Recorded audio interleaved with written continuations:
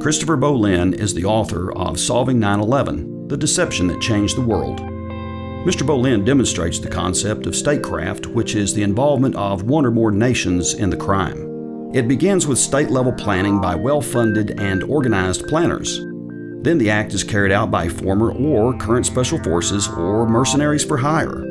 Finally, the crime is covered up by state officials and a complicit mainstream media. North Texans for 9/11 Truth welcomes Mr. Christopher Bolin. Thank you very much. Can you all hear me? Yes, sir. Good. Nice crowd, really nice crowd. It's a pleasure to be here. As Joe said, North Texans for 9/11 Truth has done a great deal, and I'm very glad to be here in a place where people like Richard Gage have already spoken.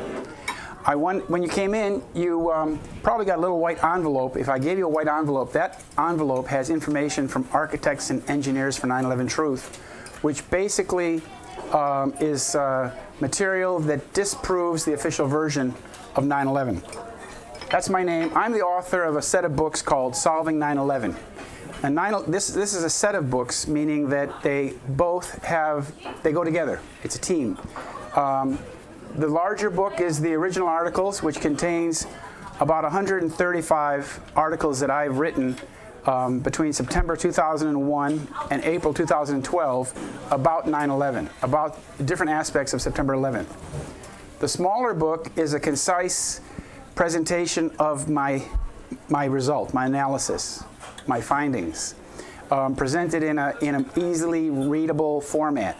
So for a person who's new to the subject or new to my research, I would recommend reading the first book, The Deception That Changed the World, first. And then as you become more involved in 9/11 truth and understanding what happened, then for the serious scholar, you'd want to read the original articles.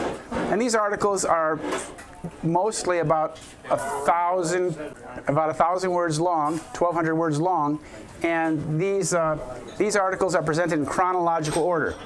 And if you were to read these articles starting from September 2001 through to 2012, you will understand exactly where I'm coming from as I present this material tonight. Okay, a moment. These books are available. I only have one copy of this with me because carrying these books around the country is rather difficult. And so I can offer this book. These books are printed on demand. So if you'd like a copy of the original articles, which I don't have with me tonight, all you have to do is give me your address, name and address, and a contact phone number, and $25, and I will order one for you tonight when I go home, and it'll be in your mailbox in about a week to 10 days. I have about 20 of these. This is the main book, the first book, and this book costs $20. And I also have a book from a colleague in California. His name is Jeff Gates. He's donated some books for this effort. This is Guilt by Association, How Deception and Self-Deceit Took America to War. And he calls this the McCain book. This book he wrote in Arizona has a lot to do with John McCain, who is basically the Zionist agenda's main cheerleader in the U.S. Congress, along with Lindsey Graham. And to understand how this Zionist agenda, how this Zionist network has such power in our government, you need to read this book because he explains exactly how it operates. And Jeff Gates was an insider because he was the legal counsel for the U.S. Senate Finance Committee from 1980 to 1987 during the period of Ronald Reagan. And this book is very interesting if you want to understand how the gang that brought this 9/11. I researched the event of 9/11 in great detail. But if you want to understand how the system works behind it, this book is very valuable reading. So what I have here is I have a PowerPoint display, a PowerPoint presentation with some slides. I'm going to show you some slides of evidence, and then I'm going to show you. You see, where my books differ from all other literature on 9/11 is that I go to the question of who's behind it. Who's behind it? Okay, this is a photograph from Santa Monica. This is 2007. This shows you the kind of popular support for the 9/11 truth that exists. Here you even have a U.S. Marine cadet there. Here are the two books. This is some information from Architects and Engineers for 9/11 Truth, which is in that envelope that I told you. And this organization has done a great deal. This is 2,300 architects and engineers, people who design buildings like the World Trade Center. And they have come to the conclusion, these 2,300 people that are all credentialed architects or engineers, that the official version of 9/11 cannot possibly be true. And that is why when people understand that, then they join that 84% of the American population that does not believe the official version. You have to understand that although this might be a group of 40, 50 people, 85% of the American population does not believe the official version. So you're not in the minority. You're not radicals. When 85% of the population does not believe, it's similar to what they said about the Warren Commission, right? 90% of the American population did not believe the Warren Commission. And today I was fortunate I was able to visit Dealey Plaza. I think that's how you say it. And I did a walk around, and I was very interested in looking at some of these other locations in the plaza where the shots were fired from. Particularly the knoll on the left-hand side, on the other side of the street, which had a straight-on shot.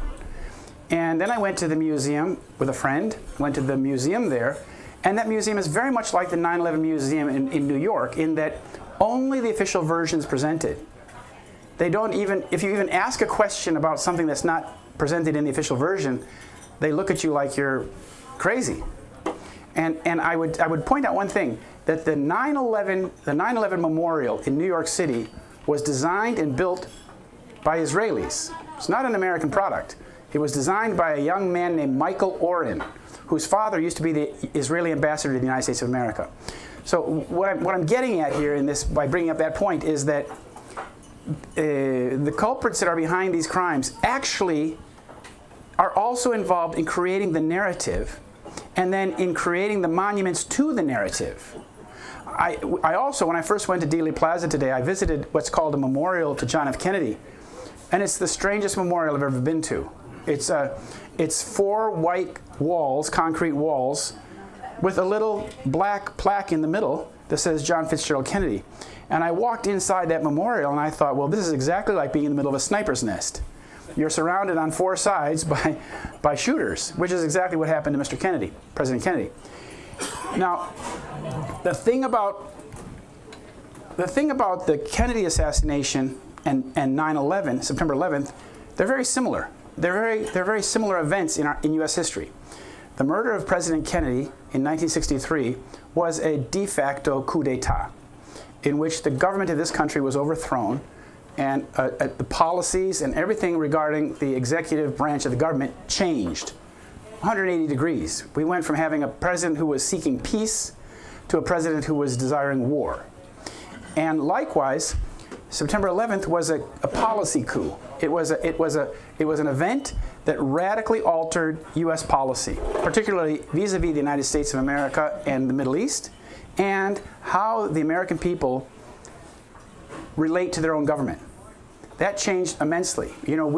We began this national security state in which we, the American people, suddenly became suspects of a crime that we have nothing to do with. So now when you go to an American airport, you're treated like you're a suspect in terrorism.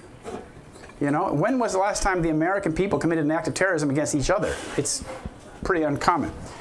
So who is really behind the terrorist operation 9/11? I call it a continual crime in progress because this is an ongoing crime.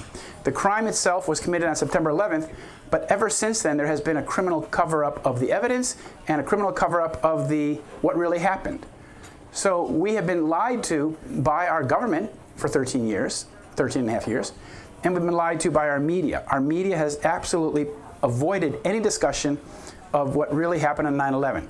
And they treat people like us, although we represent 85% of the American population, they treat us as wackos. We're like, we must be crazy. We're conspiracy theorists. Here's basically the parts of the presentation. I'll have a little presentation, discuss the parties and people in this structure, and then we'll have questions and answers. So save your questions for the end. We'll have plenty of time for that. If you can read this, this is basically about the structure that I discovered. The architects of terror, the people who made the weapons, the people who installed the weapons, et cetera, all the way down to the destruction of evidence, the prevention of any investigation, the obstruction of the litigation, and the constant myth reinforcement.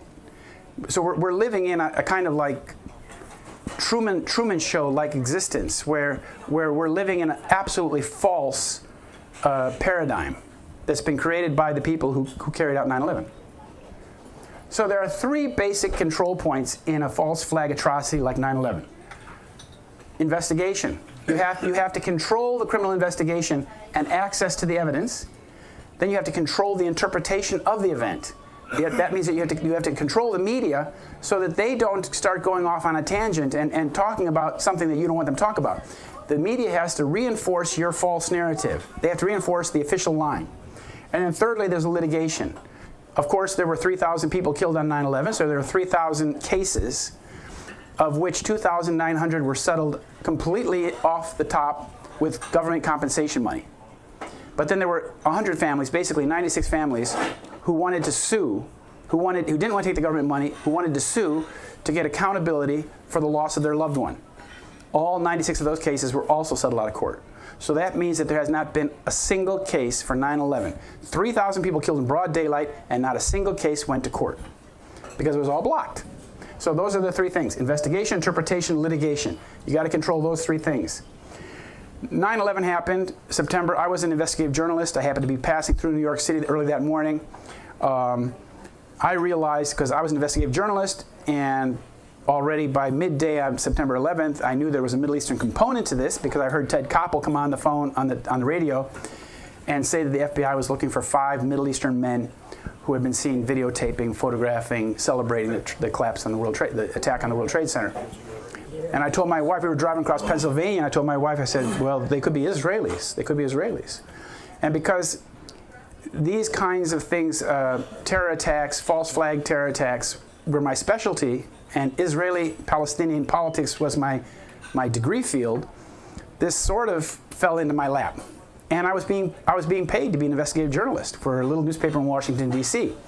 So I was fortunate that it was my job to produce articles, to investigate this thing, which I began the same day. But by Thanksgiving, by Halloween of 2001, I realized that it was probably not prudent for me to stay in the United States and from my little house in Illinois to be writing articles explaining how the government official line was false when our government had gone to war in October based on that pack of lies. I thought, well, geez, that's not very safe for me to be doing this here. I mean, it's just not prudent. I have a family, I have 2 little kids. So we decided to go to Europe, and I relocated as a correspondent from Berlin.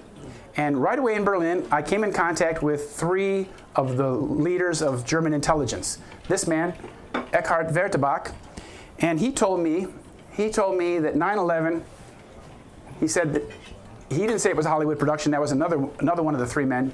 But Eckhard Wertebach said, the deathly precision and magnitude of planning behind the 9/11 attacks would have needed years of planning. Such a sophisticated operation would require the fixed frame of a state intelligence organization, something not found in a loose group of terrorists like the one allegedly led by Mohammed Atta in Hamburg. He said many people would have been involved in the planning of such an operation, and the absence of any leaks is further indication that the attacks were state-organized actions. Okay, and he told me that in December 2001, the very beginning of December. And then the very first day I arrived in Germany, my friend there took me straight away to Cologne, where I met this man, Andreas von Bülow, who happens to have been born in Dresden, and his house, he was 6 years old when his house was on the edge of destruction of the bombing of Dresden. The pottery on his mother's shelf changed colors because of the heat that hit their house. Their house was on the very edge of the zone of destruction. And he's quite a solid guy. And here he and I are walking on the Rhine River at Remagen. And he told me some very interesting things. This is the first day I got in Germany. He told me right off the bat when we talked about it, I said, who do you think's behind it? He said he thought it was a Mossad operation as well. And he said, you don't get the higher echelons, referring to the architectural structure which masterminds such terror attacks. He says this level, the architectural level, the organization doing the planning, such as the Mossad, is primarily interested in changing or affecting public opinion. The architectural level planners use corrupt guns for hire, such as Abu Nidal, the Palestinian terrorist who was in fact an instrument of the Mossad.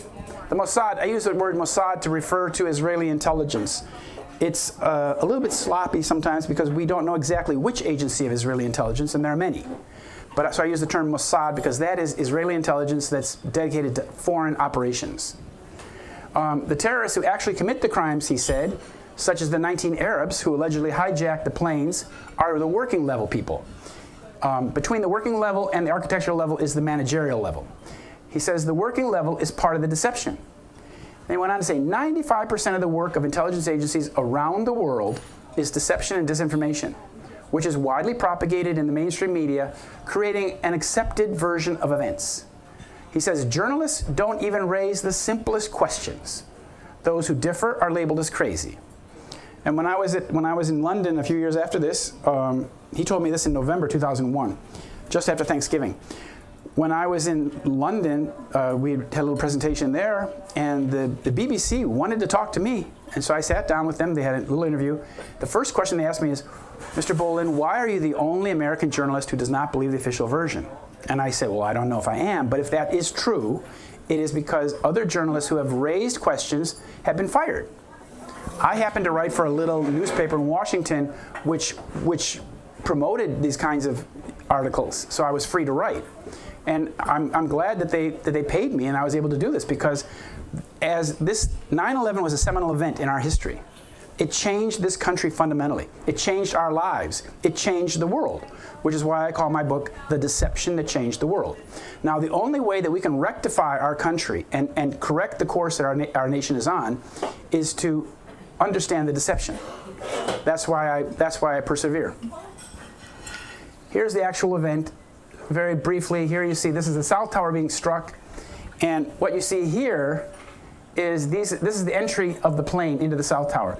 And you see something very strange here, these white clouds, lots of white clouds coming here, which is indicative of aluminum oxide, which is a product of a thermite reaction. Thermatic reactions create white smoke and liquid molten iron. And it's not exactly understood why that incredible explosion, looks like a thermatic explosion, is occurring exactly the entry point where the plane entered. Here's the North Tower. The plane entered here. And if you look over here, both planes entered into computer rooms, by the way. They entered data centers. They were chock full of equipment, not people, but equipment. And here we have, looks like a gigantic 5-story cotton bale. And I would submit that these white clouds are aluminum oxide that have been produced by thermite, which would indicate that large amounts of thermite were on both floors in both data centers. So it's very likely because there's large, these floors have restricted access and they have large servers, or they have these batteries that are even larger than computer servers, which could be thermite packages. I'll explain a little bit detail about that later. Here is the South Tower again. You can see that the plane entered here, and came out here. And this is kerosene burning. This is kerosene. The soot is indicative of the kerosene, and you can see that there's a darker orange flame here too. But over here you have a light or orange flame with white smoke. So that looks like it might be thermate with barium added to the compound to make the yellow flame, the lighter flame. By the way, thermite like these kinds of packages are often used in Hollywood in such kinds of incendiary or pyrotechnics. Here we have some pictures showing the complete pulverization of the concrete floors. Each floor was 4 inches of concrete in a 20-gauge steel pan. Yet all of that material basically was pulverized. And of course, everything that was on those floors was also pulverized. And this is the scene, of course, where about 2,800 people perished. You have to remember that 93% of the casualties on 9/11 occurred in these two towers. And here you see that the towers literally were exploding with great vigor and throwing steel beams and parts of the building, full widths of the building. You know, and here you see the complete pulverization and the extent of the cloud of dust. You know, that's Brooklyn over there. That's Brooklyn Bridge over there. That's over here. That's Brooklyn, and this is Hudson River over here. And Jersey's over here. But the smoke and the dust went all the way to Brooklyn, and it landed in a lot of people's houses and their cars. And even if the windows were closed, the fine dust would come into their houses. So a lot of people actually put it in Ziploc baggies, you know, as a souvenir or a memento, or what have you. And that was very helpful because all that was left of the World Trade Center after 9/11 was dust and steel. And the steel was destroyed by the people who were supposed to investigate the crime. So the people who collected this dust and saved it were very useful in future analysis of what happened on that day. Here's the steel. It's just, you know, stories and stories of twisted, mangled steel. And as I said, this steel tells a tale. And this steel should have been protected and preserved as criminal evidence from a crime scene because 2,700 people died in this place. But that's not how the Department of Justice treated it. They treated this as garbage to be recycled. And the whole New York apparatus, like the New York Times, pretended they didn't understand who was behind this. They pretended not to understand why this was being treated like garbage. But nobody raised any complaints, except fire engineers. Like Fire Engineering Magazine raised very loud complaints, albeit they came out in December when most of this operation was going full swing. But this material was being taken to junkyards in Jersey, cut up into pieces 5 feet and shorter, mixed with other steel, and being sent to Asia 24/7. This was a full-time operation to destroy the evidence. Here we have some pictures of, these are the box columns. These are box columns. These are the main box columns that supported the core of the building. And these columns here, the walls of these columns at the base were 4 inches thick. These were made in Japan. The steel for these box columns were made in Japan because at that time when these buildings were made in the late 60s, they didn't have any facility, they didn't have any plant in America to make such heavy steel, such things. So it was made in Japan. But you see here, this is very interesting. This shows that this column has been cut. And since these 47 columns were the stems that held up the buildings would not fall if these columns were not cut. And this one in particular shows that it has been cut at a 45-degree angle and that this is slag. This is like the leftover residue of a thermetic reaction of a cutter charge. Like there was a cutter charge placed on this one so that when it fell, so when the column failed, it failed straight down rather than sideways. And all 47 columns had to be cut like that in each building, simultaneously. This is a very interesting photo because it shows down here, it shows a cascade of molten iron falling from the 81st floor. This is the 80th floor, this is the 81st floor, and I think what happened was that the 82nd floor broke at this level, and then it poured down this molten iron. It just puddled. It puddled and began falling through this window here, which is a 2-foot wide opening. And this went on for like 10 minutes. This cascade of molten iron went on for 10 minutes. That's a lot of iron. 1 cubic meter of this iron weighs, I think, 6.5 tons. So this is a significant amount of iron. And here we see another image of it. The official reports called this molten aluminum, or speculated this was molten aluminum. Of course, it's not molten aluminum because molten aluminum in daylight conditions looks like tinfoil.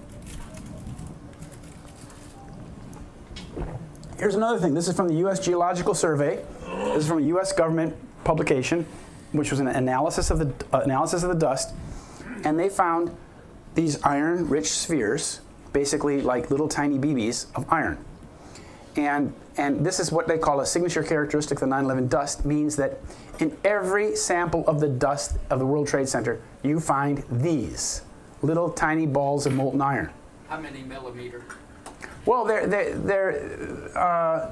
like less than 1 millimeter in diameter. They're very, very small.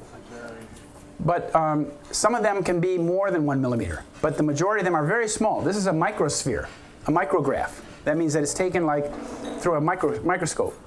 So these iron-rich spheres were found, and the U.S. government version, the U.S. government studies cannot explain what caused this. They cannot explain what caused the large amount of molten iron to have accompanied the destruction of the World Trade Center. They just can't explain it, and they admit that. And there's also, this is a sphere of molybdenum.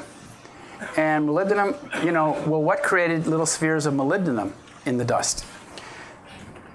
Well, now we're talking about aluminothermics. This is reactions where aluminum is combined with an oxidizer, like thermite. Thermite is basically aluminum combined with rust, iron oxide.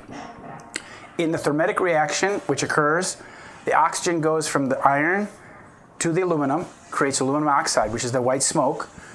A great deal of heat is produced, and then molten iron.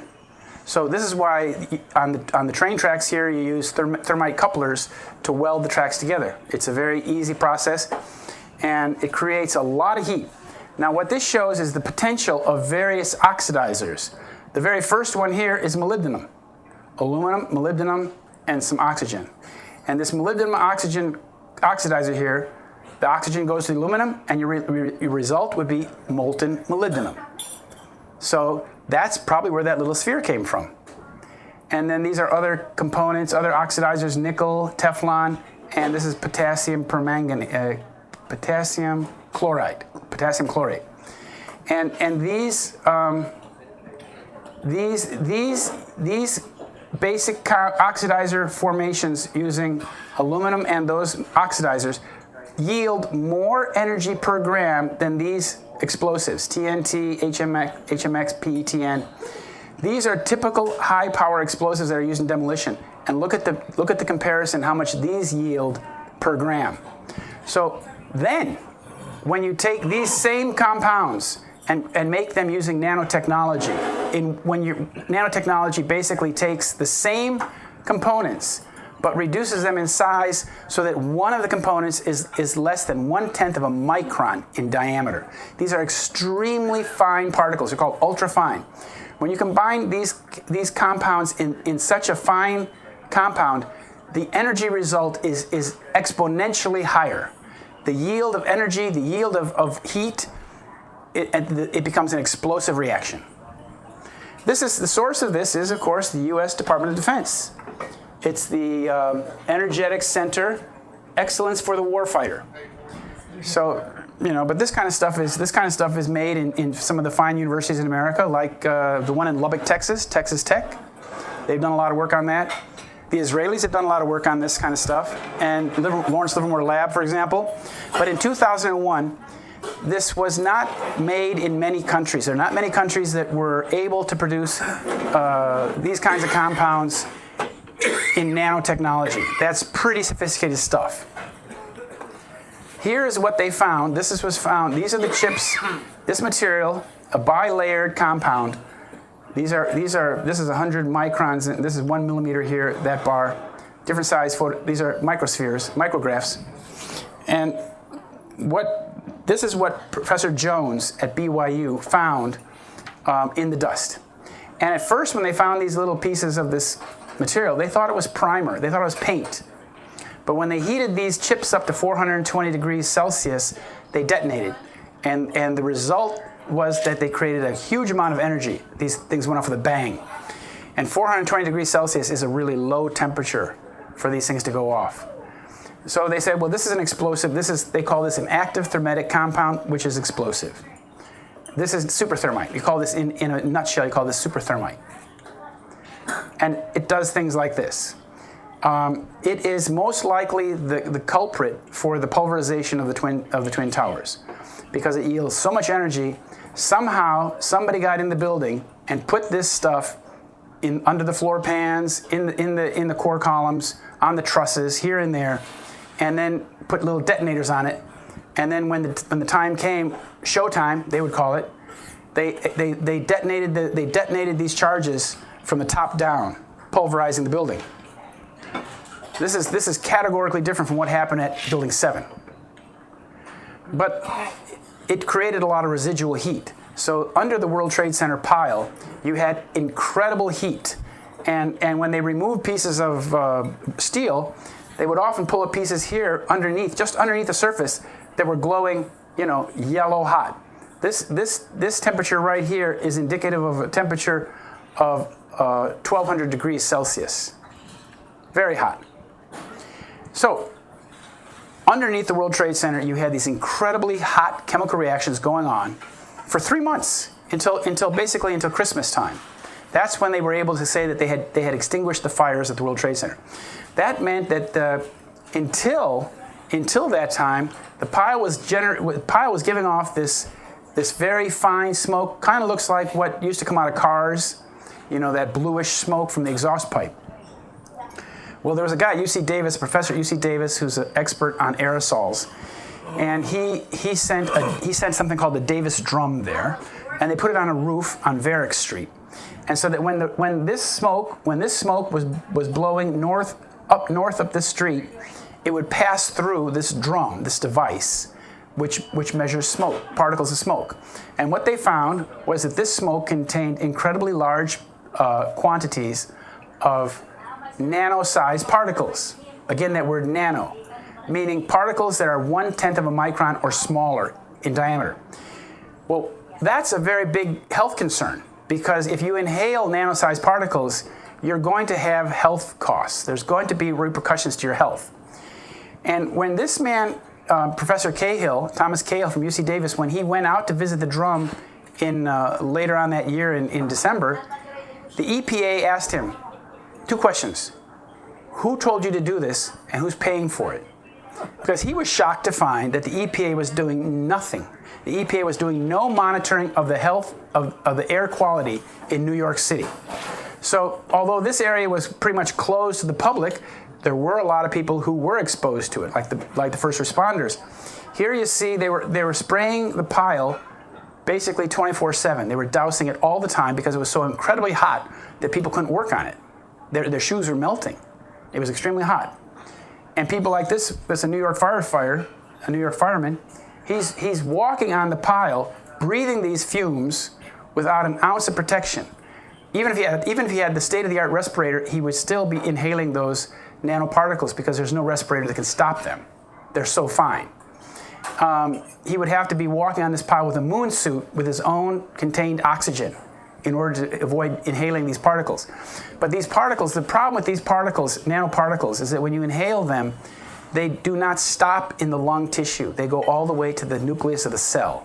And in the nucleus of the cell, that's where they do the real damage to the human system and cause cancers and problems with the mitochondria and birth defects, what have you.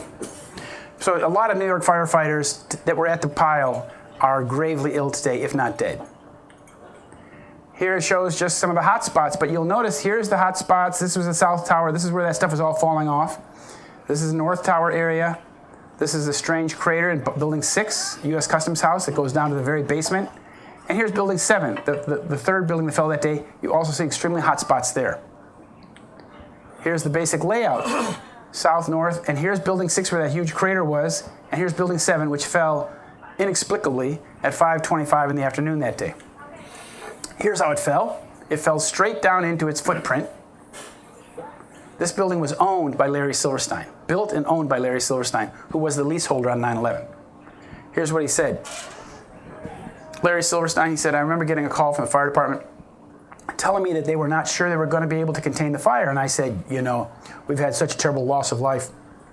Maybe the smartest thing to do is pull it. And they made that decision to pull, and they watched the building collapse. And what's interesting, if you've seen videos of this building before it collapsed, firemen and people come out of the building and say, get back, the building's going to come down. So it was like, it's an open secret that they pulled the building. A lot of people knew it, but they didn't tell that to the American people. In fact, this actual collapse of this building was unknown to about half the American population, even today. This is a photograph of the Pentagon after it was hit, but before it collapsed. And we're told that the plane came in at grade level, flew over the lawn, somehow avoided hitting these spools, and went into this first floor here, but didn't break the windows or cause any, it just disappeared into the building. There's no jet engines out here, there's no baggage, there's no tail of the airplane, nothing. It just all went into the building and disappeared, so they say. And as I said, yet it avoided hitting these 6-foot, 7-foot spools of cable that were part of the construction project. And of course, as you know, the place that was hit by this plane or missile was the accounting office of the Pentagon, where they were trying to find out where that missing $2 trillion went. And all the accountants who were working on that got killed. Here's supposedly the exit hole. This is supposedly the exit hole on the inside of the third ring. So after passing through 6 exterior walls, they say that the nose of the plane, the aluminum nose of the passenger aircraft cut this hole through 6 walls. And the first outside wall of the Pentagon is masonry and concrete about that thick. No plane goes through that wall like that. But a missile with depleted uranium could very well do that. And here, furthermore, this shows that the plane supposedly went down through that hole. Yet, as you can see here, these are still existing columns. These columns show cracking and spalling, but no significant impairment in function. But we're told that this plane went through here and made that hole, yet did not take out any of these columns, meaning that just like this little aluminum soft-nosed plane fuselage went through there and made that hole, it's highly unlikely. Another thing is that the deception in Shanksville, Pennsylvania is absolutely egregious. It is so in your face. But only if you have a controlled media do these kinds of lies fly. We're told that the plane crashed here. This is a little hole. This is all reclaimed mine. You cannot get anywhere close to this hole. The visitor center is way over here, about a half mile away. And when I visited this shortly after the accident, I was told that if you were to go near there, you'd be shot. They said that they have people here that will shoot you if you go near this hole. And so the visitor center is way out here. For a long time, it was just like a chain link fence and some mementos. But the important thing to understand is that the actual debris recovery was going on deep in the woods about here. And it was all, these are thick Pennsylvania woods. And over here are the cabins of the Hoover family. They have a 9-acre parcel out here, and that's where something terrible happened, and a lot of body parts and luggage were found. Nothing was found here. The coroner who came to this crash site said that after 20 minutes he stopped being a coroner, Wally Miller. And he said that it ended because there were no bodies there. And I met Wally Miller, and what he did is the FBI asked him, Wally, he's about my age, they said, Wally, are you going to be a team player? Meaning, are you going to give us control of the crash site? Because under Pennsylvania law, the county coroner is responsible for the crash site, any crash site. And so the FBI was saying, Wally, be a team player. You give us the crash site. Forget about Pennsylvania law for now, and we'll park you over at a reception center 9 miles away, where you talk to the media and talk to the public, and sign the death certificates as we bring them in, which is what he did. The hole itself is only about 20 to 24 feet across and about 6 feet deep. Nina Lensbauer, who I talked to, who lives there, she was the first person to come down to the crash site. She worked at the junkyard up here. She ran down, she heard a giant boom like an atomic bomb, she said, I think. And she said that the crash, the hole that she encountered, the hole that she came to, she said was no larger than the trailer in her front yard, which is a 24-foot trailer. So these photographs are a little bit misleading because these men are in the background. So they make it look like this hole in the foreground is much larger, but it's, as I said, 24 feet across. Now, it's interesting about this hole. This hole here was most likely created by an air-to-surface missile fired by the A-10 Thunderbolt that was flying around the area, witnessed by about a half a dozen people. And this trench here was pre-existing. This trench was pre-existing in the old minefield, in the old, reclaimed mine. And then they fired this missile into the center of this to make it look like, okay, that's an airplane, huh? The airplane, you don't see any engines or anything, but we can see that's an airplane. The wings went there, and yeah, that's an airplane. Here's a picture from 1994 showing the pre-existing trench. And so then they fired that missile about right here, you see, and made it look like it was a plane. You still don't see it like the engine, where the engines went. Now we'll shift gears a little bit. That was the crime. That was some of the evidence from the crime. Now we're going to talk about the chief suspects and the background. I used to live in Israel in the 1970s, and I studied a lot of Zionist history. That's my degree is in Israel and Palestine. And when I lived in Israel in 1975 and 1976, in 1976, these men came to power. This is Menachem Begin, a well-known terrorist who bombed the King David Hotel and committed a lot of crimes, wanted by the British, wanted by the Russians before he even left Russia. He was a criminal in Russia. Then he went to Palestine, was a international criminal. And at one point he was interviewed in Israel, and somebody said, how does it feel to be considered the founder of terrorism in the Middle East? He says, in the Middle East, in the whole world. So he considers himself to be the father of terrorism in the whole world. This man here is Yitzhak Shamir. He's a real thug from Belarus. He was involved in such crimes like the murder of Lord Moyne. He was the head of a gang called the Stern Gang. He was the head of the Irgun. And these two, Irgun and Stern, were the two most violent, radical terror groups in Palestine in the 1930s and 40s. They were wanted by the British for crimes. This is their protege, Ariel Sharon. So I call these are the terrorist leaders of the Likud. The Likud coalition came to power, as I said, in 1976. They took power in Israel. And when that happened, the Labor Party ceased to be the main power, and these terrorists took power. My girlfriend, who was a kibbutznik from the labor kibbutz, was very sad, and many people were. She said, today, this is the end, this is the death of Israel. This is the day that the terrorists took power. The terrorists have taken over. And I didn't know what she meant, but of course, if you're a Zionist kid and you grow up in Israel, you know more about these guys than the average American. This is the handiwork of the first man, Menachem Begin. In 1946, Menachem Begin, along with David Ben-Gurion of the Haganah, and members of the Jewish Agency, bombed the King David Hotel, which was the luxury hotel in Jerusalem, which also happened to be headquarters of the British Mandate. The British military forces, their headquarters were in there. Now, there's a similarity with 9/11 because the British had conducted an operation called Operation Black Sabbath when they had gone throughout Palestine and arrested a lot of these terror leaders, and they had collected a lot of evidence. And the evidence indicated that the Jewish Agency was involved in the terrorism in Palestine. That's a very big piece of information. Well, that led to why did they bomb this? You know, conventional wisdom is that they bombed this to kick the British out of Palestine. No, they bombed this because the evidence of the Zionist crimes was in this building. And by destroying the building, you destroyed the evidence. Very similar to what happened on 9/11. Because that building 6 I showed you, that held the evidence of crimes like Enron, gold scandals, huge crimes that were being prosecuted. But when the evidence was destroyed, as in building 6, the vault that was below building 6 was the vault for building 6 and building 7. U.S. Customs House and that whole building 7. All the evidence and gold was in that vault. But what they found, what Kurt Sonnenfeld found, the videographer from the FEMA, he found that when he got down to the basement of building 6, that the vault had been cleaned out the night before. Which is why you have this incredible explosion. Somebody either sent a missile into that building or put a shaped charge in the basement of that building and blew it up in an attempt to destroy the evidence that they had robbed the vault the night before. This is the murder of Volker Bernadotte in September 18th, 1948. This was done, as I said, by Yitzhak Shamir, the Stern Gang, also known as Lehi, the Stern Gang. And this was the UN mediator who was sent to Palestine to try and make a livable operation out of the partition plan of Palestine. They partitioned Palestine between Jewish and Palestinian sections, hoping that there would be some peace in the country.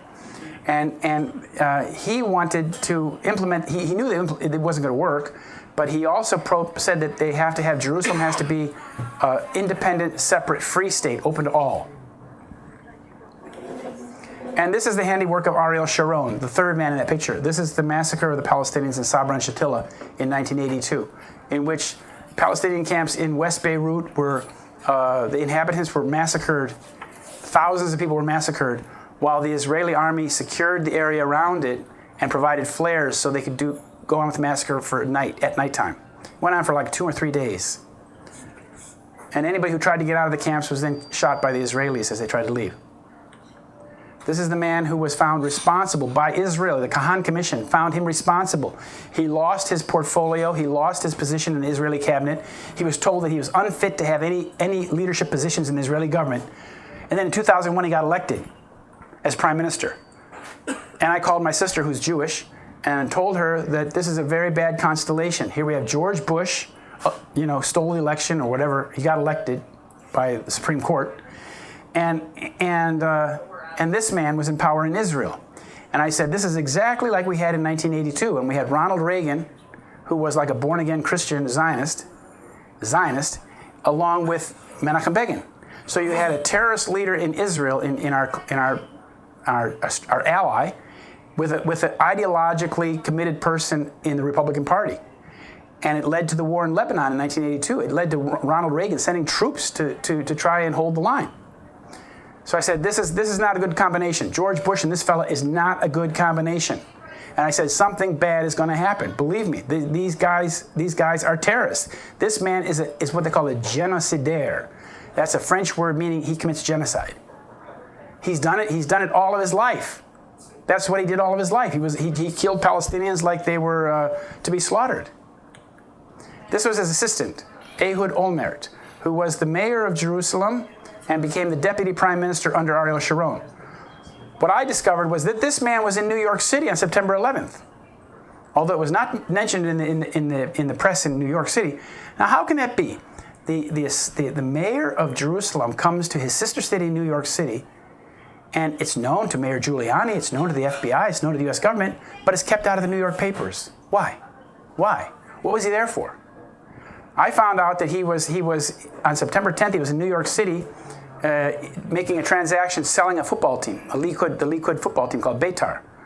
But he didn't leave. He was there, and we know that on September 11th at about in the afternoon, the U.S. Defense Department allowed one LL-747 to leave from New York to go to Israel full. When nobody else was allowed to fly, El Al got to fly that day. They flew home.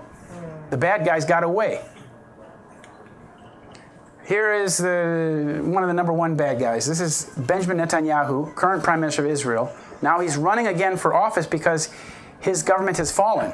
His government has fallen, so there's going to be an election on March 17th.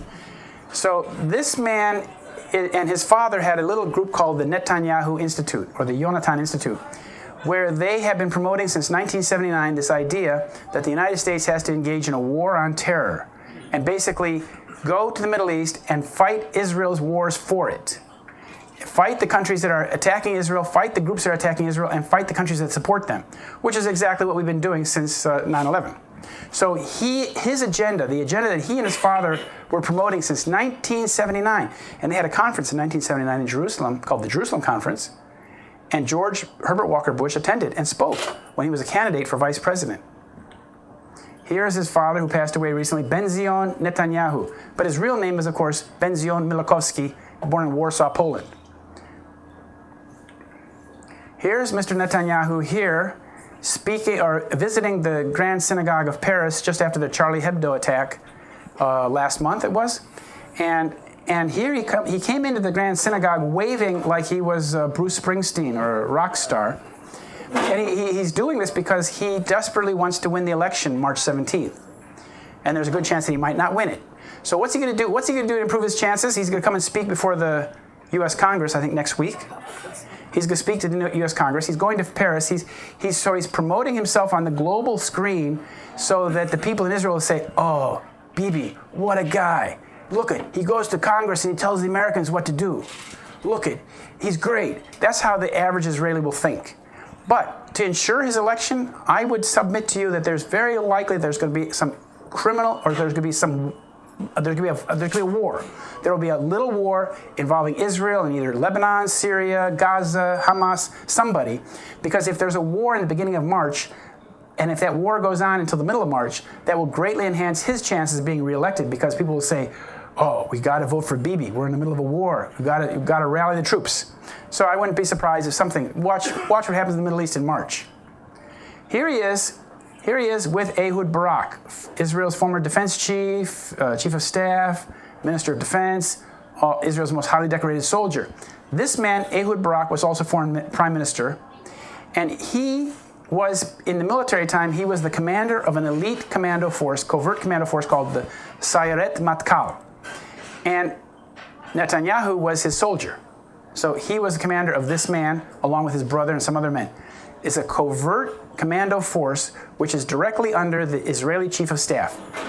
If you look through the 9/11 saga, you will find Sayeret Matkal people on all the planes, and there's a lot of coincidence that Sayeret Matkal people are on the planes, for example. What's up with that?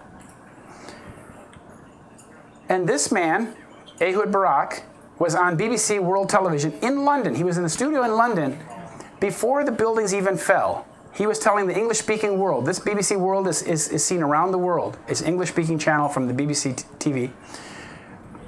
And he was telling his audience, or the global audience, exactly what he thought happened on 9/11, before either tower even fell. And he said that what we're seeing today is the result of Osama bin Laden, and we know where Osama bin Laden is.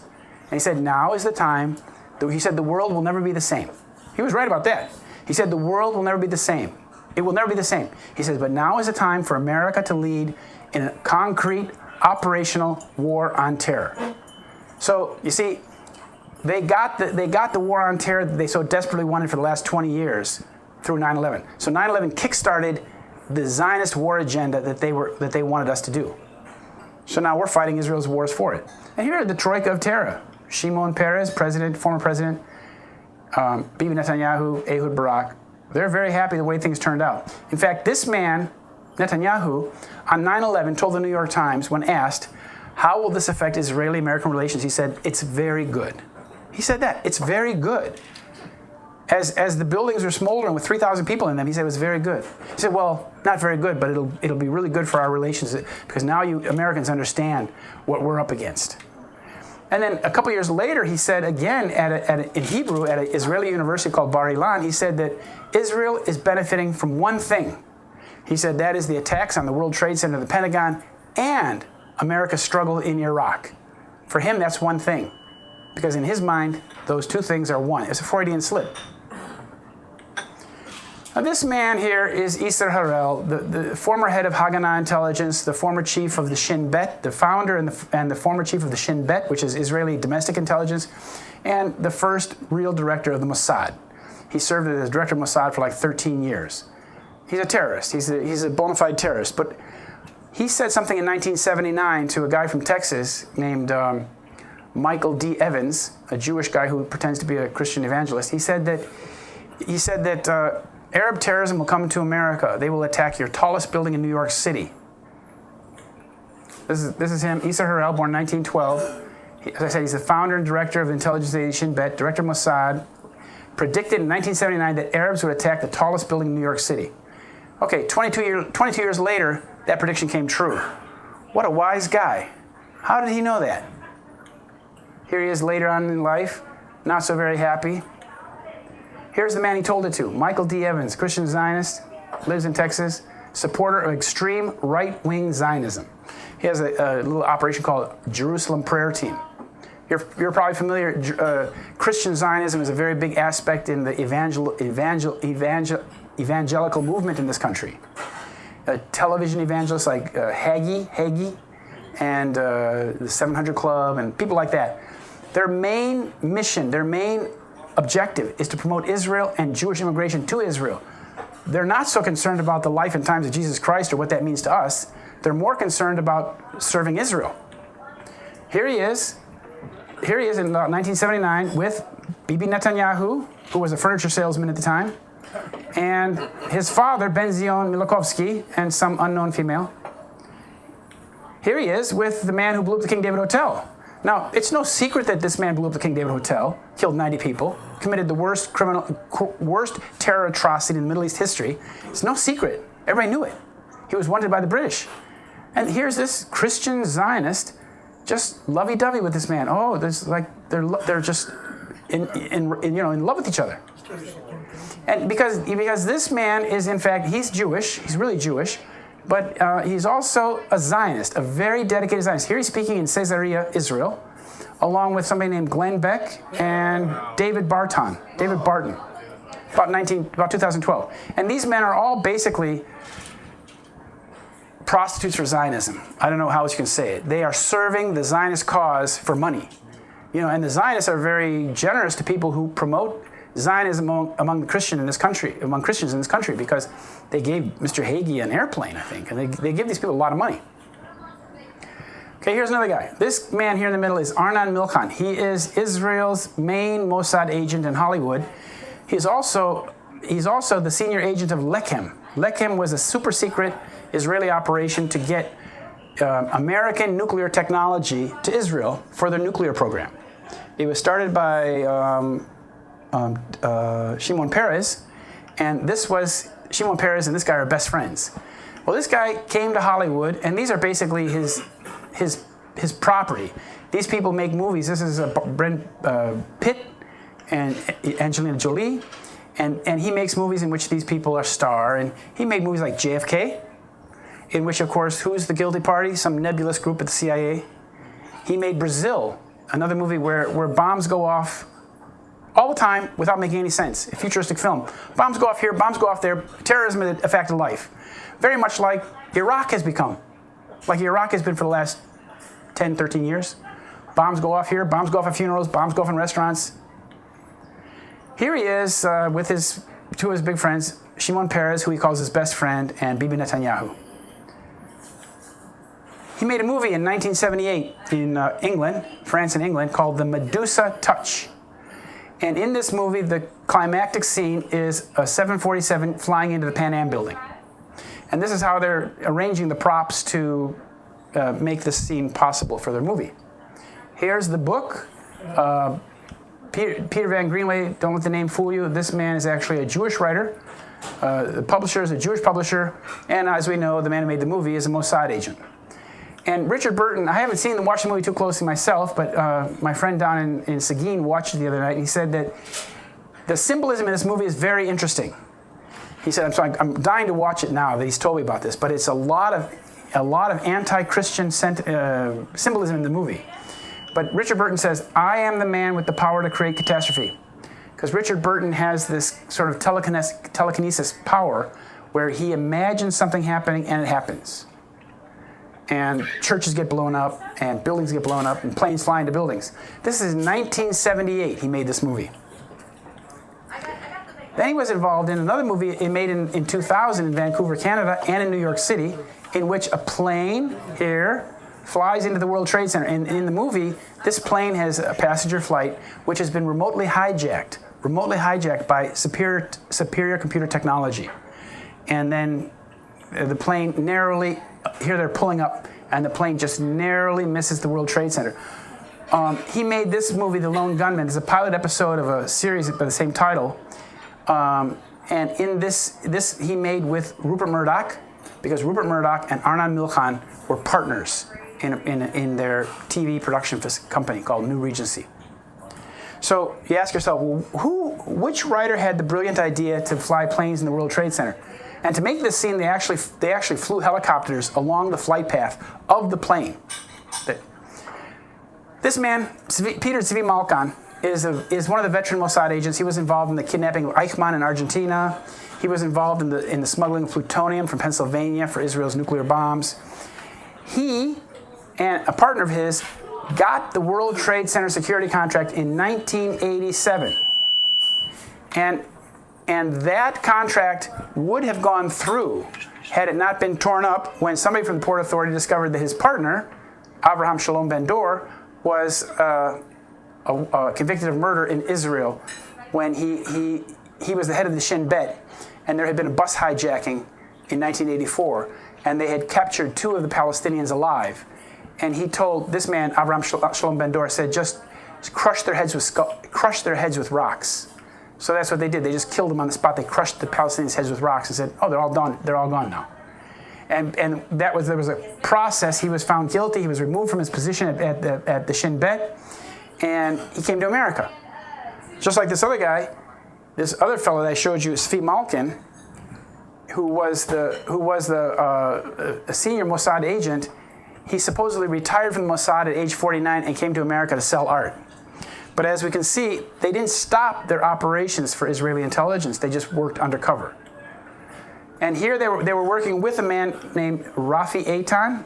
This man here, who Rafi Eitan was the man who was the head of that operation to get nuclear materials from the United States of America to Israel. And here he is in about the 80s celebrating with Aviram Nir. This is the Israeli Mossad agent who ran Iran-Contra. This man supposedly died in a helicopter crash or a small plane crash in Mexico City while he was shopping for avocados. I don't think he died, but here is the father of Atwell Security. I told you that they tried to get the security contract for the World Trade Center. The company called Atwell Security of Tel Aviv was owned by this man, Shaul Eisenberg, who lived most of his adult life in China. He was a senior Mossad agent for China and Japan. He was their man in Asia. And he is the so-called billionaire who owned Atwell Security. When the Port Authority reneged or negated that contract, the Mossad didn't say, okay, well, just give it up. We can't do this operation. They still needed to get the security contract for the World Trade Center, but they needed to do it through American agents. So they worked through people that were what you would call Sayanim. Sayanim is plural, of American Jews who are willing to help to volunteer effort for Israel. And here we have Jules Kroll. He had a company called Kroll Associates who got the security contract for the World Trade Center. In 1993, they revamped, after the first bombing, they revamped security contract for the World Trade Center, and they then became the people that ran security at the World Trade Center. Now, Jules Kroll had a business partner you might know, smiling Hank Greenberg. This is Hank Greenberg. His real name is Maurice. He was the head of AIG. You might have heard that's the company that got a $180 billion bailout because they had insured the profits of companies like Goldman Sachs and Bank of America on very dodgy, speculative derivative options. Well, because the Bush administration and the Obamas didn't want to look like they were giving money directly to Goldman Sachs, it went through him. They gave the money to AIG, who then gave the checks to Goldman Sachs and Bank of America for their losses. And what's interesting is that the first plane struck his computer room, the computer room that was run by his son, Marsh McLennan. Marsh McLennan in the North Tower, their data center was the first plane struck that building. So he's involved, he and his partner Jules Kroll are involved in security at the World Trade Center, and the first plane goes into their secure computer room. What a coincidence. Another one of the Kroll Associate employees is this man here, Jerome Hauer, who was a former employee of Kroll, and he was the director of New York City's Office of Emergency Management from 96 to 2000, where he oversaw the construction of the OEM headquarters on the 23rd floor of Building 7. That's the building that fell. The 23rd floor was a hardened, protected bunker, and that whole building came down, and he was the one who built it there. And these you have to remember, all of these characters I'm showing you, every single one of them is a Zionist Jew. That means that they're Jewish by ethnicity, but they're Zionist by political ideology. Except for Giuliani, he's not. He's a little son of a New York mafioso. This man is Rahm Emanuel, who is the current mayor of my hometown, Chicago. He was the senior advisor to Bill Clinton and Barack Obama. He's one of the guys who made Barack Obama. He's also the person who pushed NAFTA through. So if any of you are interested in how we got NAFTA, it was him working in 1993 in the Oval Office, pushing it through. He's a gangster. His father was involved in the murder of Volker Bernadotte. His father, Benjamin Emanuel, was a member of the Lehi, the Stern gang, who killed that man, Volker Bernadotte. And they came to America like in the early 50s and had their children, and well, that's him, Rahm Emanuel. And he was the Mossad's main man in the White House during Bill Clinton. And what's important about that is that such a crime takes decades to plan. I told you that the ideas of this crime began in 1970s. The planning began in 1970s. That means that during the 1980s and 1990s, you got to get all your ducks in a row. You got to get people in positions of power where when the crime actually happens, every base is covered. That's what he was doing.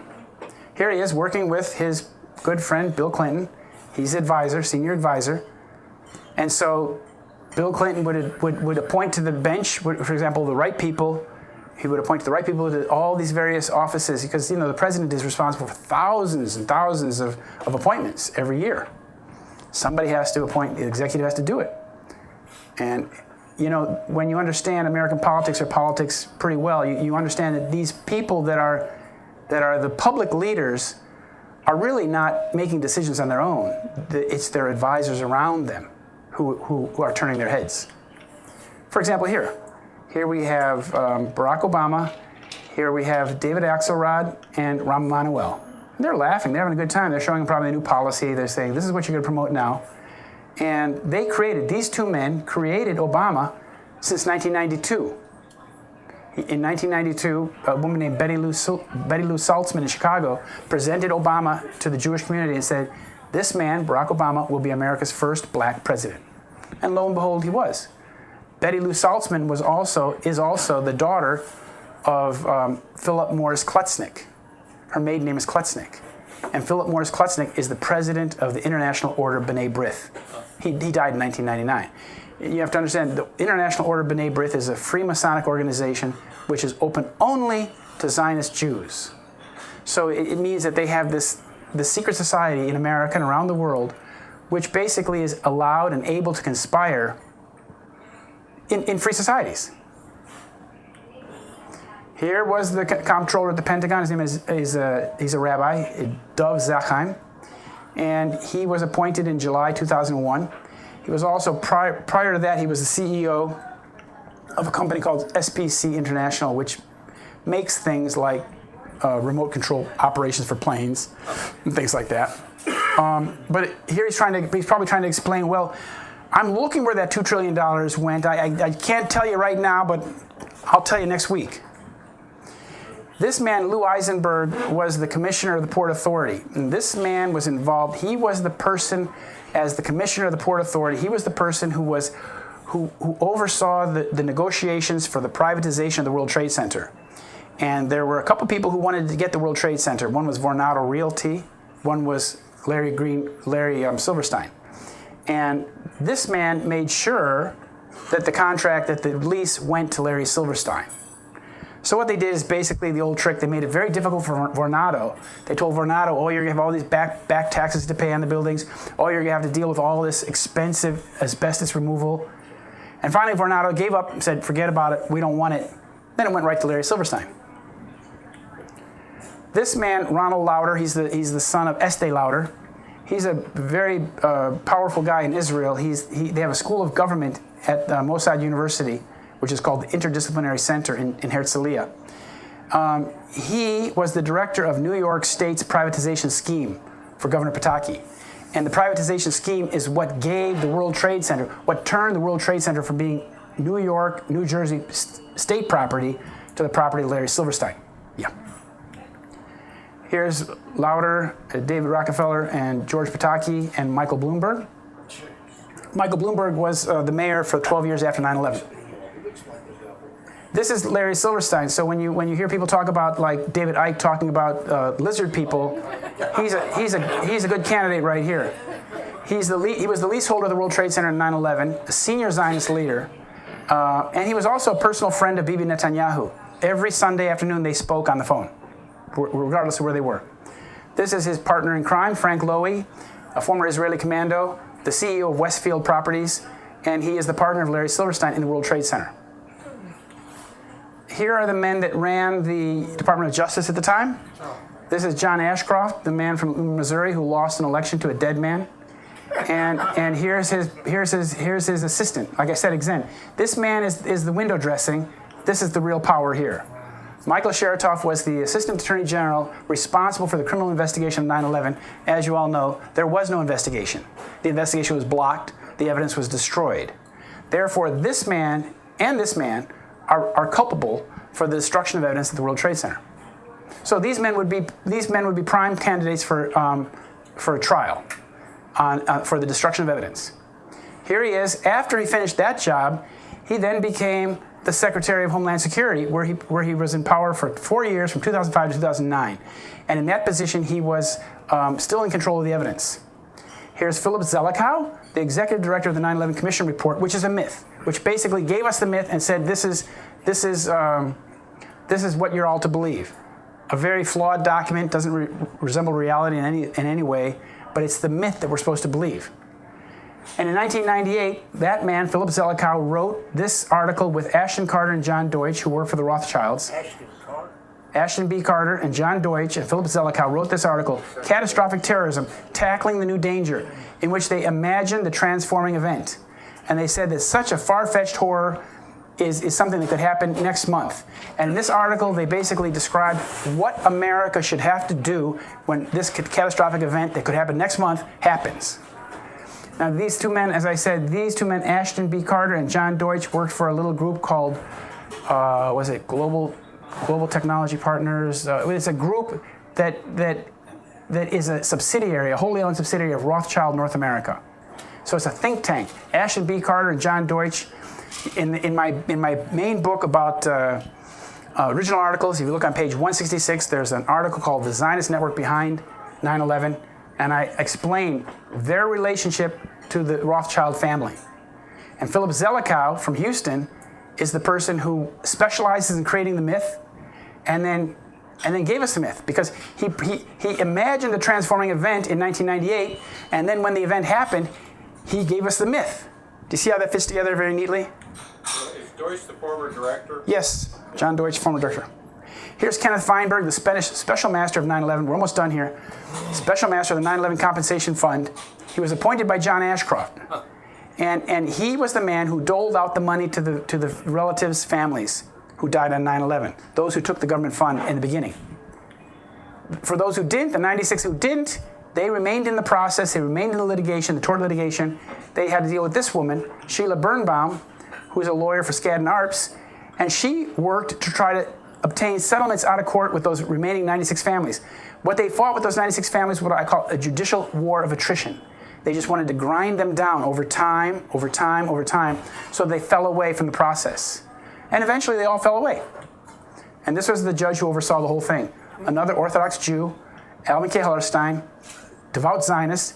His son actually is a lawyer in Israel, lives on an illegal settlement on the West Bank, and his son is a lawyer in Tel Aviv and works for a law firm that represents the primary defendant in his father's litigation. In the litigation this man was overseeing in New York City, the main defendant was an Israeli company called ICTS, based in Holland. They do airport security and passenger screening. And they were doing the passenger screening operations at Boston's Logan Airport, for example, that day. And his son is working for a law firm that represents ICTS, while his daddy in New York City is overseeing the litigation in which that company is the main defendant. Surprise, surprise, that this man told the Israeli company, oh, you can leave. Summarily dismissed ICTS from litigation, saying, well, you're just the parent company. I don't see why you're here. You can go home. Of course, there was no trial. And this is the last slide. This is the last slide. All this shows you, it's kind of fine print, but it shows you all the key positions that are held by Zionist Jews in all those necessary control points that I talked about. So this shows you that, the people who designed the terror, the people who fabricated the weapons, the people who installed the weapons, the people who did all this airport security, had access to the buildings, who promoted the myth, who obstructed the litigation, who prevented the investigation, Michael Chertoff, destruction of evidence, Michael Chertoff again, and the control of the mass media. And here I call something called ideation. That's like what that man made with that film in 1978. He was putting that idea out there that large 747s are going to fly into buildings and cause catastrophic terrorism. But what I'm showing here in this slide is that all of these points in this matrix are held by Zionist Jews. Now, when you have such consistency, it's indeed compelling evidence that your thesis is correct, which is my thesis. So that's all. Now, if you have some questions, we're open for questions. Thank you very much.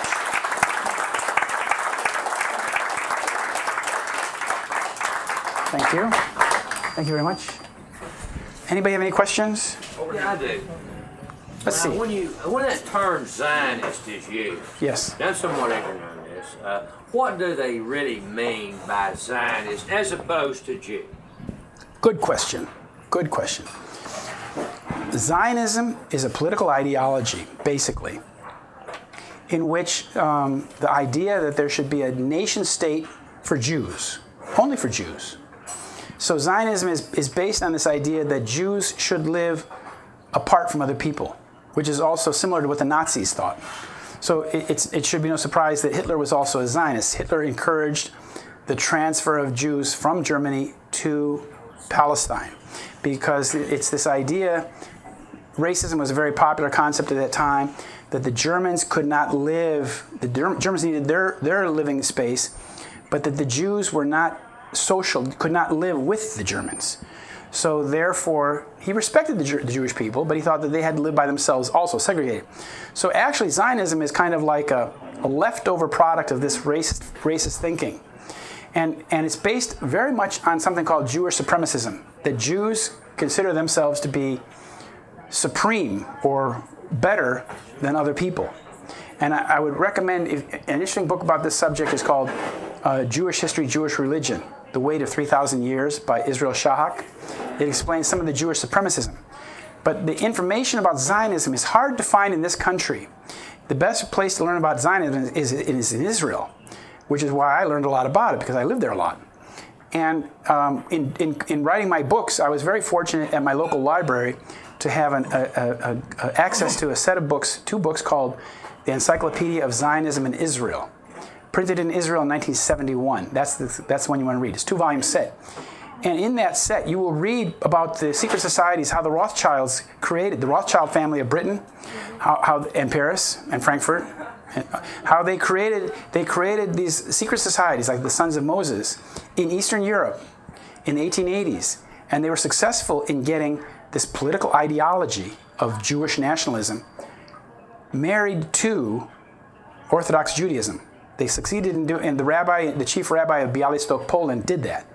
And then it became doctrine for an Orthodox Jew to support political Zionism.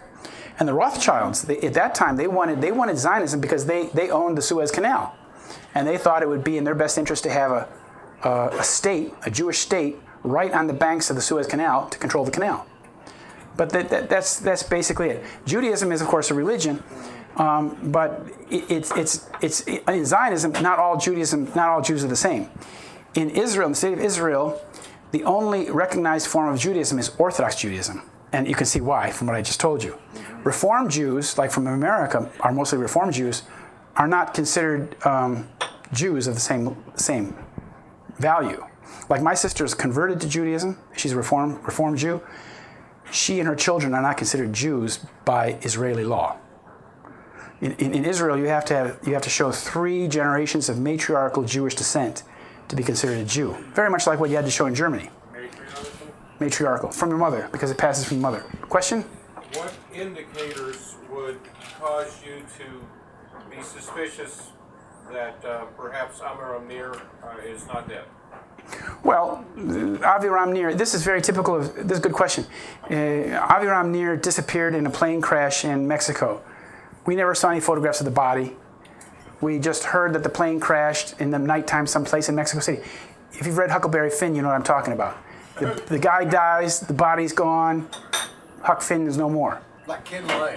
Yeah, and the thing is that this is very typical in such operations. I've seen it many times. And Aviram Nir, his supposed death in Mexico was very convenient because it removed the key player in Iran-Contra from the scene for eternity. You see what I'm saying? And he'd been subpoenaed. Oh, yeah. Aviram Nir was deeply involved in Iran-Contra. So, question, please. What was the title of those 2 books you were mentioning just before that question? Oh, The 2-volume set? yeah, that's called the Encyclopedia of Zionism in Israel. Of Israel and Zionism, but it's Zionism in Israel. And it's written by, it's printed by Herzl Press, I think it is, in Israel in 1979. It's a light blue 2-volume set.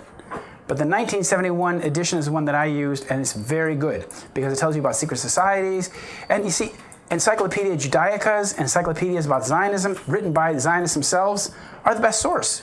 Because Zionists are not at all afraid of talking about this stuff. I mean, they're quite proud of what they've done. And so they're quite honest. So it's Jewish history. Question back there. So are you saying that that all these Zionists, all these Jews, ran this whole operation Yes. and either duped Yes. Bushes and, Yes. and everybody, or that they got them to buy into it? Which Yes. is it? Did they dupe them or did they buy into it? Yeah, he's saying he's basically asking, did all these Zionist Jews who masterminded this operation, did they control the Bushes? Did they get the Bushes to go along with it? Did they dupe them? A little bit of all three. They did dupe them. They were duped. The whole American body politic was duped, as was the whole American population, as was the world was duped.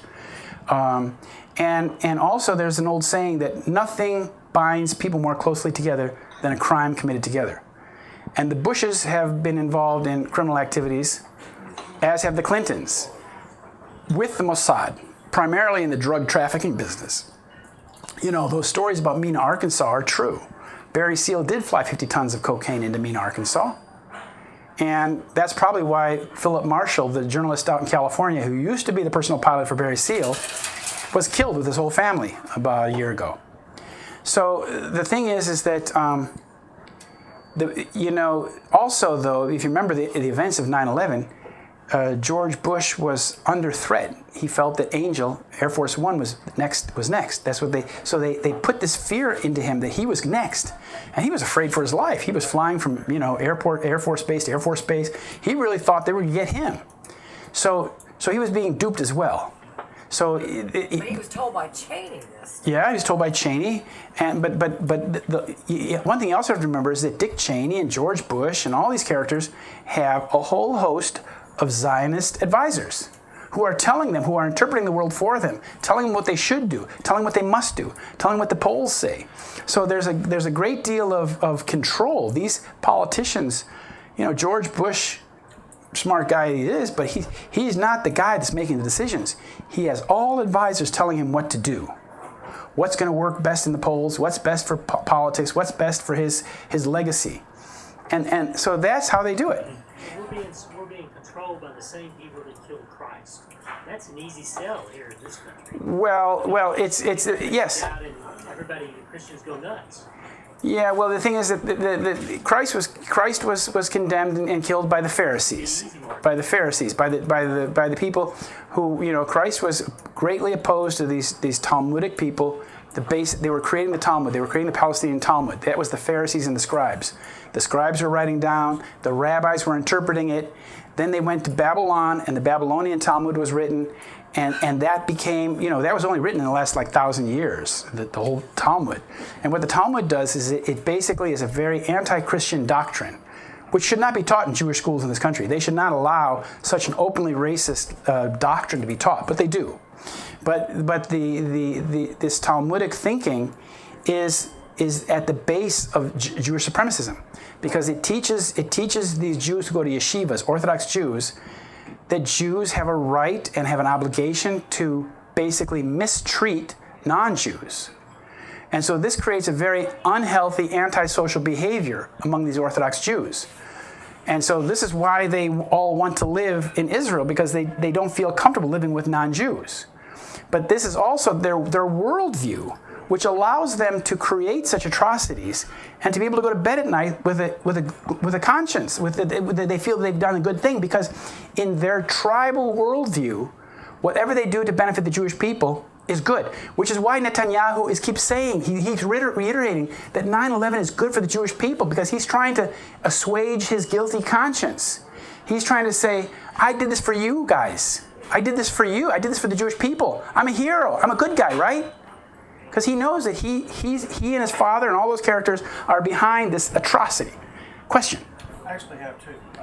Okay. Every year or two or three, there are usually 2 or 3 GOP congressmen who bring up the so-called Saudi connection. Yeah. And they're propounding what I consider the myth or the unproven hypothesis that somehow the Saudi government was behind, obviously most of the so-called hijackers were Saudi nationalists. What do you see about that? My second question is regarding Tom Clancy. I've read and thought that perhaps his his being taken out was related to 9/11. Yeah, but Please repeat the question. he's asking. Second question was about whether Tom Clancy died, whether Tom Clancy's demise was a result of 9/11. I can't speak to that because I don't know very much about Tom Clancy. It may be. And the first question was. The Saudi connection. Oh yeah, about the Saudi connection. That the Republicans are talking about the Saudi connection, the 28 pages, what have you. I'll make it very short. This is like, have any of you seen those Russian dolls? They have these Russian Matryoshka dolls, where it's on the outside it's a big doll, but you can open it up, and inside there's another little doll. And you open that up, there's inside another little doll, and each doll is different. 9/11 is like that. 9/11. September 11th was a crime inside of a crime inside of a crime inside of a crime. So, I mean, there's a lot of crimes that were committed that day. Very serious crimes. And, again, the blame game, first of all, was it George Bush and Dick Cheney? We open that up. Oh, there's Saudis inside there. Open the Saudi doll. Oh, you find a German death cult. Open the German death cult. Finally, you find in the very bottom, you find the Israeli connection. And I went to the Israeli connection right away as a hypothesis because the initial evidence indicated that Israel had prior knowledge. The 5 dancing Israelis, you might be familiar with that, and the instant messaging program that warned Israelis not to go to work that day. And 4,000 Israelis were supposed to be at the World Trade Center or the Pentagon that day, and only 3 were. So they got the message. And you see, those 2 things came out in the very first week of September 2000, shortly after the event. And that indicated to me, well, the Israelis clearly had prior knowledge, which indicates complicity. Question? Please. Yeah, I've often heard it said that there was that Neil Bush had some connection with security at the World Trade Center towers and with Larry Silverstein's brother. Is that not the case? Well, there was this little, there was some little company that involved some of the members of the Bush family, Neil Bush or Marvin Bush.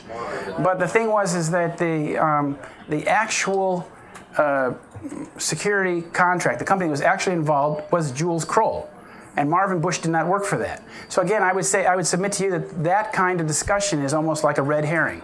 There's a lot of red herrings out there. You see, when nanothermite was discovered, then suddenly came forth Judy Wood with her theory that there was energy beam weapons, free energy beam weapons being used, and a lot of discussion that nuclear bombs have been placed in the buildings. These people are scientists. Judy Wood is a professor of science, and so is Jim Fetzer. So I submit to those people, well, if you truly believe that you have compelling evidence to support your theory, present it in a peer-reviewed paper. That's simple. You're all scientists, you understand that. That's the avenue that you should go when you have a new finding that you want to bring out for discussion in the scientific community. You do it in under a peer-reviewed paper. That's what they should do. I've told Jim Fetzer that several times. I've never talked to Judy Wood. Question? Carol Channing used to say that when a Broadway show went on the road, they would go to Oklahoma City first because the Oklahoma City audience was so warm and so forth and forgiving. There are other words for that. What do you feel about the premise that perhaps the Oklahoma City bombing was a trial run? Oh yeah. There were a lot of trial runs. There was the shooting down of Flight 800. There was the downing of Egypt Air 990. There were several trial runs. There was Oklahoma City. There was Waco, Texas. And these were psychological operations that were meant to prepare the American population for atrocities committed on American soil with the connivance of the U.S. government. And Waco, Texas was so egregious. What happened there? This was just a little cult of devout Christians, Seventh-day Adventists, who was brutally murdered. I mean, that was a Holocaust. They were killed and burned alive. I mean, terrible, terrible thing. Yet they saw, well, the Americans didn't cause a revolution. That didn't do it. Oklahoma City, well, they took that. So they were practicing on this lies and how they could make these kind of things fly. But regarding 9/11, the real test, the real preliminary action was the bombing in 1993. And in 1993, they put off the bomb, and they knew that bomb wasn't going to bring down the World Trade Center. That bomb was done with the connivance of the FBI. right? And the FBI was paying the man who organized that group of Arabs in New Jersey, they paid Colonel Salim $1 million. $1 million. That's more money than I made in my whole life. Just for a little operation where he gets a bunch of Arabs together and says, okay, let's talk about doing things, right? And of course, those guys all went to jail for a year, for life. And you know who prosecuted that case? Michael Chertoff. Michael Chertoff prosecuted the 93 bombing, and then he was in the position in 2001 to prosecute the crimes of 9/11. How convenient. And there was no investigation. So he blocked it. Let's have this question here, please. Could you address the demise of Senator Paul Wellstone? Yes. A little saying, don't get yourself well-stoned. Yes, very good. Paul Wellstone was a good Jewish senator from Minnesota. And I worked on this case actually pretty closely, and I discovered that the FBI agents who left the Twin Cities to investigate the crash scene left before the plane crashed. Oh my God. Go figure, huh? And you know, I found that out just digging in and talking to the FBI and finding this and doing the calculations of how far, what time they had left the office, and because they had to drive a long way. They had to drive all the way up to like the mid-year, way up north, up by Duluth someplace. But his plane was coming in. Now, Paul Wellstone, you have to remember, was a Jewish senator who was adamantly opposed to the war in Iraq.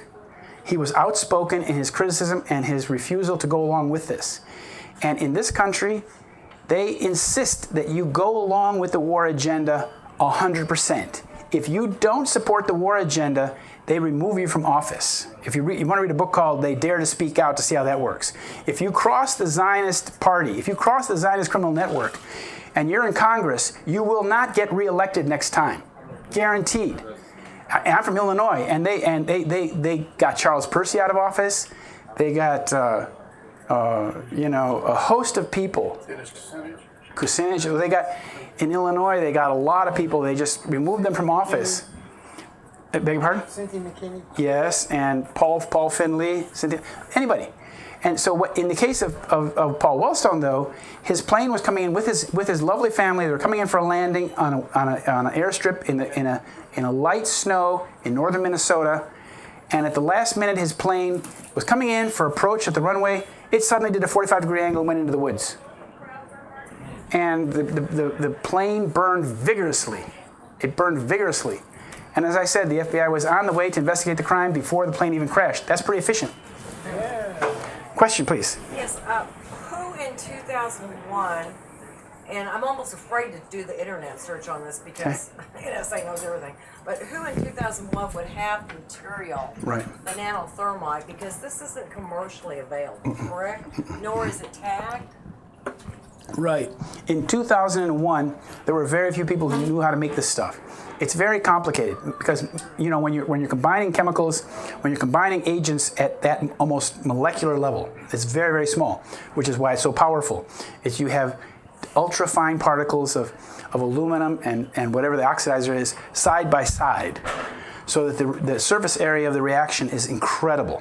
You don't use this commercially? No, it's not used. It's used by the military. And Lawrence Livermore Lab, as I said, was doing it. Texas Tech in Lubbock was doing it. The Israelis were doing it. They were actually doing it in Dimona, where Israelis have their nuclear weapons, they have their nuclear facility in the desert, in the Negev desert. They have an agency that does exactly that, develops nano energetics. So, and also, there's a good question. I have an article in my book, original articles. Ehud Barak came to America in 2001, and he took a position with Ross Perot's old company. What was that? EDS. He took a position with EDS, and maybe you all know, I don't know if Ross Perot still controlled EDS in 2001. It didn't? Was it already under General Motors at that time? Sold it. He was with Perot Systems at that point. What? He'd already sold EDS. He'd sold it. And who did he sell it to? General Motors. Do you know who financed the purchase of the World Trade Center? GMAC. Where do you think Larry Silverstein got the $100 million? GMAC. And GMAC was run by American and a couple other big Zionist operations, Israeli discount bank. So you see, time and time and time again, as you find a new lead, you find, again, under every rock you find a Zionist agent. again, the consistency is uncanny. Christopher. Question. Last question. Okay, well, Okay, Michael Harari. yes. Roots way back, even probably before Iran-Contra. What do you feel about the conjecture of Michael Harari claiming from Thailand that he ran the 9/11 operation? I don't think Michael Harari ran it. This was not a one-man operation. As I said, this was a fixed frame. This required an entire state intelligence operation. This is not something one man did. As you can see by the extent of the planning and the period of planning, it wasn't one guy. So if you all want to if anyone wants to get a copy of the book, I really appreciate if you buy some of these books because I have to carry these things, and I have about 20 of these. This book costs $20. This will spell out my entire thesis, what I've told you tonight, in very clear, very concise manner. And if you want to get this book, I only have one copy with me, so I need this for show. But this is the book of articles. If you'd like to get this book, then if you need to give me your name and your address, your mailing address, and a phone number, and $25. And when I get home tonight, I will order it, and you will have it in about a week to 10 days. It'll come directly from the plant in Tennessee. Can I ask you one more question? Okay, one more, I guess. Okay. You mentioned Senator Charles Percy. Yes. He had refused, as I understand, to join the Council on Foreign Relations. Yeah. And then one of his twin daughters was murdered Valerie. right in their home. Yes, Valerie. And then he joined the Council on Foreign Relations and dropped out of all politics.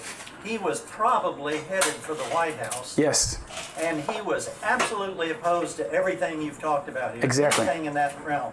Now, do you think that the marriage of his other daughter to Jay Rockefeller was a forced marriage? Oh, good question. I don't know about they have nothing in common.